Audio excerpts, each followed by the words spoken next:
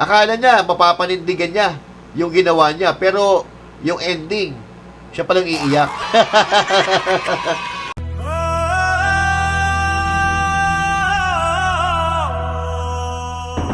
O eto na, Claire Castro, sinupalpal nila Atty. Trixie dahil sa pagpapabigtim ni Ante. Ay, Diyos mio! Ha! Alam ni Castro bilang isang abogado na walang anumang pagmamanta sa kanilang post. Kinaroroonan ni Saldico, tukoy na daw nila ayon kay Secretary John B. Cremulya. Aba, ano ba hinihintay nyo? Ulihin nyo na. We suspect na nasa Portugal siya. Information namin ay meron siyang Para Portuguese sigurado. passport. Mga politikong susuporta sa impeachment laban kay VP Sara, nanganganib ang karir nila sa politika. Aray ko. Same with previous impeachment, verified impeachment complaint, then definitely we will support. Pag-uusapan po natin lahat ng yan, mga kababayan. Maya-maya po. Laang.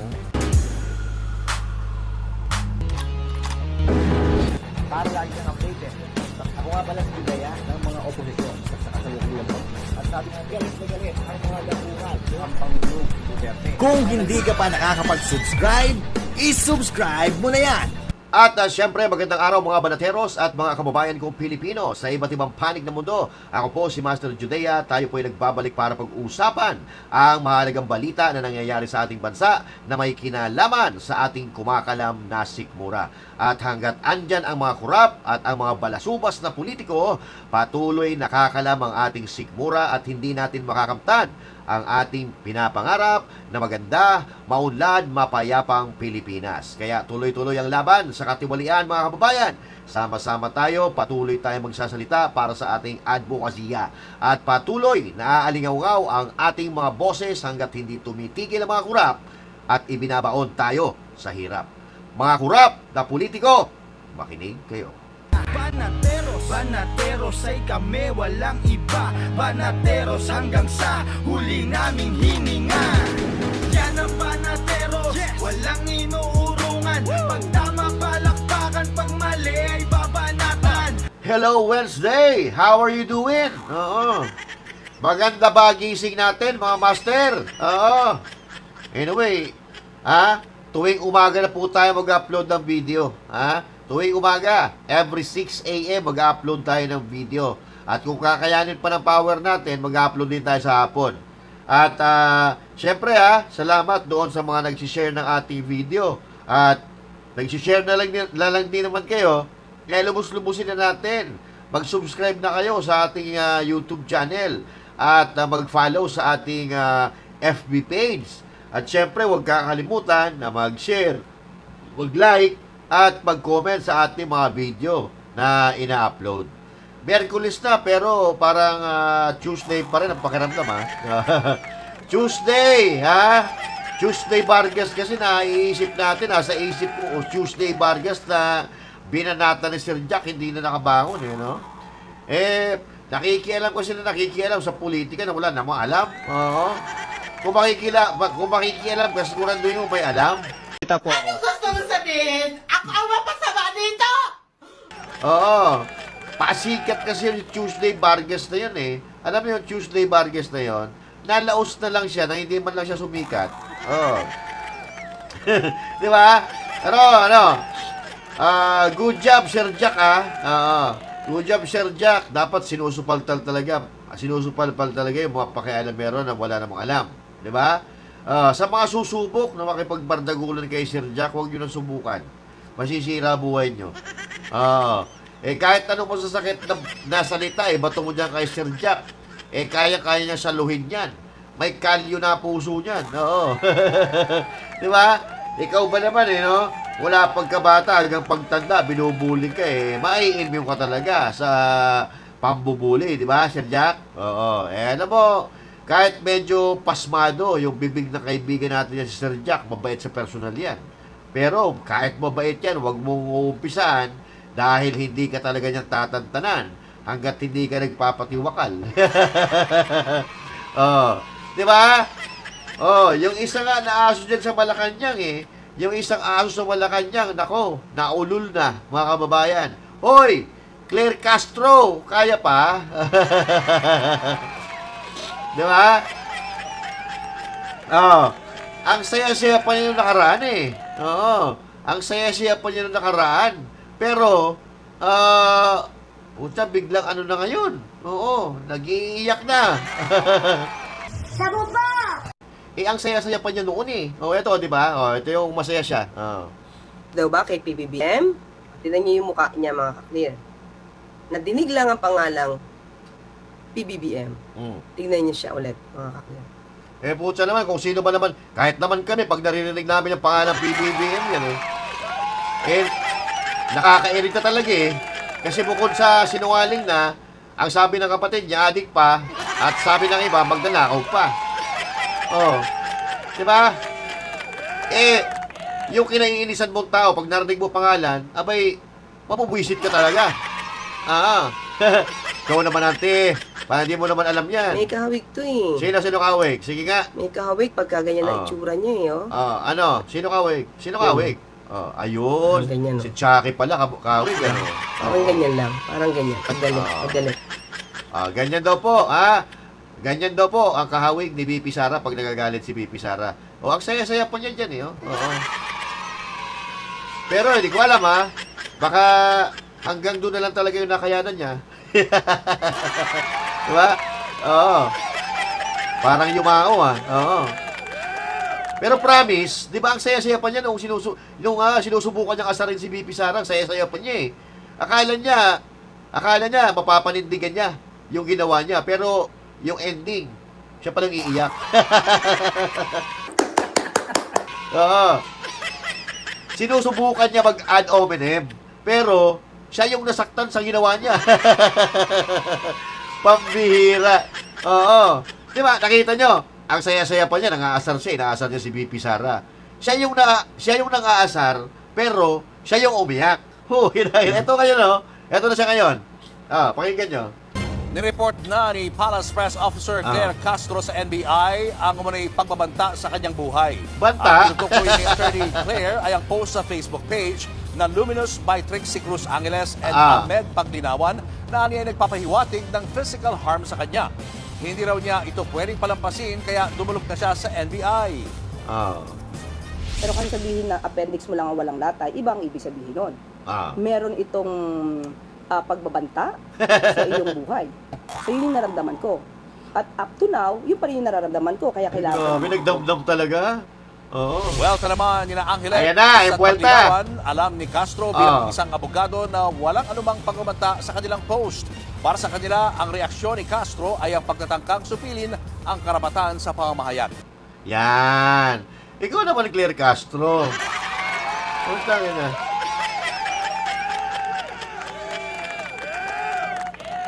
Death threat na pala ngayon yung latay. Isipin nyo, abogado si Attorney Trixie. Sa tingin nyo, hindi niya alam kung ano yung mga klaseng pananalita na masasabi mo talagang death threat. Abogado si Attorney Trixie. Sa tingin nyo, ipapahamak niya sarili niya, magsasalita siya ng mga death threat. Ang syunga mo naman. Di ba? Kung abogado ka. Sa bagay, itong si Claire Castro, syunga naman talaga yan. Pinggit na naman kayo. Oo. Kasi ito nga gagawa ka na lang ng drama, sablay pa. Oo. Ang lakas ng tama no? Walang hiya. Apakayabang mo. Sa vlog mo, mayabang ka. Di ba? Yabang-yabang mo. Sa press briefing sa Malacanang, ang yabang-yabang mo. Tapos iyakin ka pala. Kung ano-anong katarantaduan ang pinagsasabi mo sa harap ng media, sa harap ng camera, abay, sa latay lang pala takot ka. Pambihira. Oo. Yan ang problema sa mga taong katulad mo, Claire. Masyadong matabi lang dila mo, pero kapag sinasagot ka, umiiyak ka, nagsusumbo ka. Anak ng tokwa, nung inaasar mo si BP Sara, hindi ka naman kinasuhan ni BP Sara. Di ba? Hindi ka nga pinansin ni BP Sara eh. Tapos ngayon, kapag babalikan ka, sasagutin ka, nag-iiyak ka. Ikaw yung nagsimula ng Chucky na yan. Ikaw nagsimula ng Chucky. Pero, ang tanong, sino ba talaga ang kamukha ni Chucky? Sige nga. Yan. Si BP Sara, di ba? Naka-make face si BP Sara, ikaw nakatawa. Pero sa tingin ko, mas kamukha mo eh. Ikaw ang kamukha eh.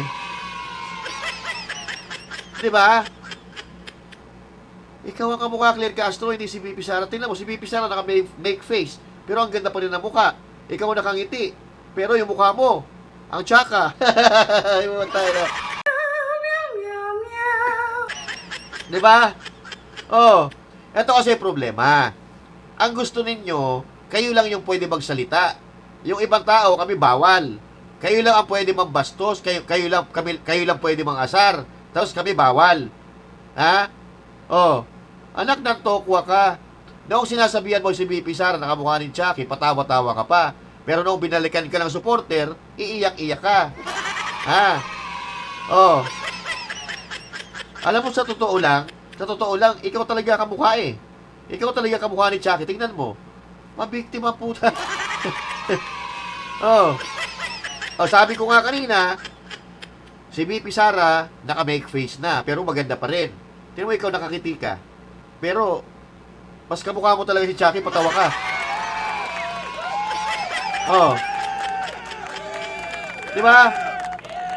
Naka-make face pa yan si BP Sara. Ikaw nga, subukan mo nga mag-make face. Sige nga, mag-make face ka. Ay, putang ina. Sabi ko, make face. Hindi mananakot ka. Gago talaga eh. Natakot ako dun ah. Oh. Alam mo, Claire, ikaw yung palengkera. Ha? Ikaw yung palengkera na nakilala ko. Na balat sibuyas. Ang mga palengkera makakapalang balat yan. Pero ikaw yung palengkera na balat sibuyas. Oo. Pero sa totoong buhay, makapal talaga to eh. Makapal talaga mukha nito eh. Si Auntie Claire. Oo. Sa tingin ko, drama-drama lang itong ginagawa na niya yan eh. Drama-drama lang yan kasi lubog na. Lubog na ang karir ng amo niya. Oo. Nagpapabiktim yan para makakuha ng simpatya ng mga tao. Pero, tinignan ko yung comment doon sa mga post niya. Oo. Diba? Yung mga kanina, yung nagpunta siya sa NBI, tinignan ko yung mga comment kasi nagpapabiktim siya, nangunguha siya ng simpatya. Diba? Wala man lang ako nakikita ng comments na pumapabor sa kanya. Oh, yung mga supporter. Nasaan yung mga supporter nito mga ito? BBM! BBM! BBM! Kampihan nyo! Ipakita niyo yung suporta nyo. Ipagtanggol nyo si Claire Castro na idol ninyo. Kasi durog na durog eh. Oh, alam nyo, yung nakakatawa, ha? Yung siya yung nang asar. Tapos siya yung umiiyak. Buisit na yan. Diba? Pa-victim pa more. Oo. Sabagay, okay lang yan. Okay lang magpakatanga, kahit sino naman siguro no? Yung kaya na konsensya, kahit magpakatanga ka kung paldo ka, ayos na yan. Oo. Paldo naman, di ba? Oo. Paldo naman. Ang lapit mo, Claire, no? Anyway, sige. Oo. Pabayaan natin yan si Chucky Claire. Oo. Talo na tayo dito sa iba pang balita. So ito po, isa po sa mga malalaking balita at malalaking issue sa ating bansa dahil isa ito sa mga umubos ng kaba ng ating bayan. Walang iba kundi si Saldico na isa ng pugante ayon sa gobyerno. Walang nagbara na naman yung ilong ko. Oo. Delikado to eh. Si Saldico. Pag umuwi si Saldico, yayariin ito dito sa Pilipinas. Ang bigat ng kanyang mga binitawan eh. Di ba?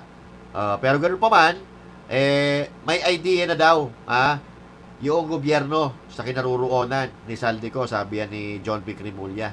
Ito, panoorin po natin, mga babayan. Saldico is abroad. We suspect na nasa Portugal siya. Information namin ay meron siyang Portuguese passport out of an immigration clause na nilagay nila. Ang information namin ito ay 10 years old pero i-verify pa namin. Pero nagbigay ng instruction sa President na formally mag-apply na kami ng extradition treaty sa kanila kahit wala pang formal extradition treaties between the two countries. Pero through the Interpol, magre-request na kami ng repatriation ni Saldico kung nasa Portugal talaga siya. Pagdating kay Harry Roque, cancel na ang passport niya. So it's only a matter of time na papabalikin na siya dito. As far as Bantag is concerned, he is last track to be in the Cordillera region and we are closing in on him. Nako, yari tayo dyan. Oo. Wala ka pala.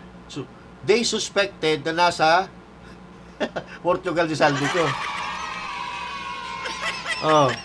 At ito ayon sa kanya, ito ang impormasyon, 10 years old pa pala ito, hawak nilang ebidensya. Ano mapapala natin dyan? Oh. Diba? Puro press content. Alam mo itong si John B, mukhang gumagaya na rin sa kuya niya. Oo. Kasi Boy Remulla. Panay na rin ang harap sa camera eh. Oo. Panay na rin ang press release eh. Di ba? Mukhang nagpapakilala. Mukhang nagpapa-famous. May balak ata sa 2028 election. Anong balak mo takbuhan, boss? Ha? Anong balak mo takbuhan? Higher position o yung kasalanan nyo sa bayan? Ha? Pero in fairness naman dito kay John Remulla, marunong lumaro eh. Hindi siya bumabanat kay BP Sara, napansin nyo? Hindi siya bumabanat. Ang galaw niya kalkulado eh. Andun lang siya sa mga napapanahong issue, pitik-pitik lang siya. Kaya lang medyo presko dati yan eh. May tsura naman kasi. Pero at least, hindi siya masyado epal tulad ng kapatid niya. Diba, si Boy? Siguro, sa tingin ko, baka political strategy nila yan para at least, to si BP Sara man ang magsusunod na presidente, safe yung isang Remulla, si John B. Diba? Pero ang problema, hindi naman tayo si BP Sara, hindi naman natin alam kung ano yung tumatakbo sa isip niya. Diba? Pero sigurado ako, nakikita ni BP Sara nangyayari sa bansa at kung sino yung tumatraidor sa kanya, kung sino yung bumibir sa kanya, at kung sino nagtatanggol sa kanya. At ang alam ko lang, na alam nyo rin, na pinag-iinitan ng administrasyon ni Marcos ang mga kaalyado ng mga Duterte. At hindi na alam kung paano, hindi natin alam hindi natin alam kung paano ihahandle ni BP Sara itong issue na to in the future. Diba? Isa lang diba pinag-iinitan nila. Isa sa mga pinag-iinitan nila si Bato. Pero, si Bato, eto, informasyon kay Bato, pakita na rin natin. Go. Pero as far as I'm concerned, wala pa ako nakikitang formal copy of a warrant of arrest or request for an arrest from the ICC. So just to make it clear, the DFA, neither the DFA nor the LGU, the DILG, PNP, nor the Center for Transnational Crimes have received a formal copy of the warrant of arrest. However, there are several people who claim to have seen a copy, but the formal copy has not been yet shown to us. So, as far as we are concerned, wala pa talagang warrant of arrest. So, ibig sabihin, wala pa talaga. Akala ko na-arresto na si Senator Bato. Yung sabi ni Ramon Tulfo, ayun sa screen. Sabi ni Ramon Tulfo ngayong araw, ang date niya, December 20. Di ba? Kaya naniniwala, tiwala tayo na inaresto na si Senator Bato. Di ba? At mo itong talagang matandaan na ito si Tulfo, walang pinagtandaan. Feeling niya kasi famous pa rin siya feeling niya cool siya. Pero tayo na naman, Montulfo, huklubang gurang ka na dapat magtinu ka na. Dapat inaayos mo na sarili mo kasi baka mamaya niyan, imbis na sa langit ka mapunta, baka doon ka mapunta kay Satanas. Ang tanda-tanda mo na, binabinda ka pa. Mali-mali naman ang impormasyon na binibigay mo. At ang masaklap, sinungaling ka pang indot ka na. Napakasinungaling mo. Hindi si Senator ba to si Montulfo. Ayan si Montulfo nag-post yan Diba? Kaya itinatakol ng kapatid na yan, si Montulfo, kasi may sayad utak Diba? Dati puring-puring ito yung mga Duterte. Kaso, problema natanggal ata sa posisyon ng panahon ng Duterte. Kaya ayan, nagaya na kay Trillanes Alam mo, bagay sila magsama ni Trillanes, putsa pag nag-uusap yung dalawang yan, sigurado ako babagyo. Sa sobrang kasi nung hangin ng dalawang ito, puta na, baka signal number 5, ang bagyo pag nag-uusap ang dalawang to. Magkakasundo yan, parehas ugali Parehas mapansin, Pares bida-bida, di ba? Kaya lang, wala may papanalong laban. Anyway, batiin pa na natin. Kaya na. 2026 na pala ngayon. Batiin natin si Trillanes. Ha? Isang dekada na po siya na bitter.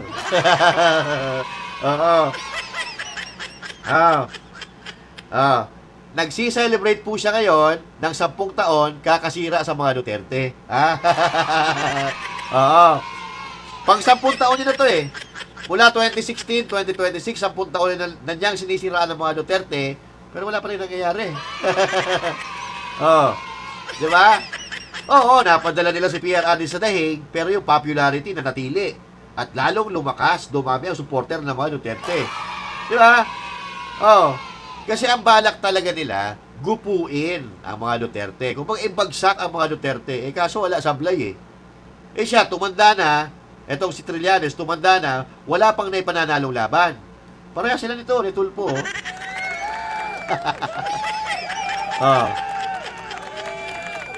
Ayan. At may isa pa silang kaparehas. Eto, panoorin natin.